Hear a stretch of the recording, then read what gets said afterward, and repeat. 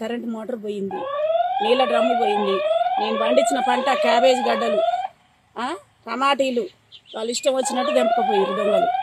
అందుకోసం నాకు సహకరించుకోవాలని నేను అప్పు తెచ్చి పెట్టుకున్నా.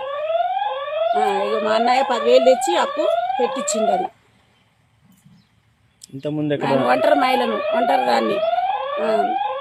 ఇప్పుడు 3 సంవత్సరాల బట్టి ఈ తోట వేసుకున్నా కాంచి ఇక నన్ను ఇబ్బందులు ఇంతే.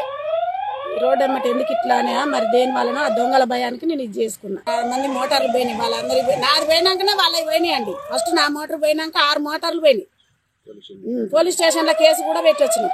పోయి నా మోటార్లు పోయినాక 6 పోయినాయి. పోయినాక పోలీసు వాళ్ళు కూడా 2 సార్లు వచ్చి తిరిగి చూసి ఎంక్వైరీ చేసుకొని పోయారు. నా పొలం కాడికి వచ్చి ఏ జాడ తెలవలేదు, ఏం చెప్పలే పోలీసు వాళ్ళు. నాకేం న్యాయం జరగలేదు. మరి ఒంటరి దాన్ని, పేదదాన్ని, ఈ భూమి నా సొంతం కాబట్టి ఈ భూమిలో బతకాలి అన్న పోరాటంతో ఒకని కింది కూలికి ఎందుకు పోవాలని ఇట్లా బతుకుతాను నేను. మరిన్ని వీడియోస్ కోసం ఛానల్ ని సబ్స్క్రైబ్ చేయండి. లేటెస్ట్ అప్డేట్స్ కోసం వాట్సాప్ ఛానల్ ని ఫాలో అవ్వండి. ఆ లింక్ డిస్క్రిప్షన్ లో ఉంది.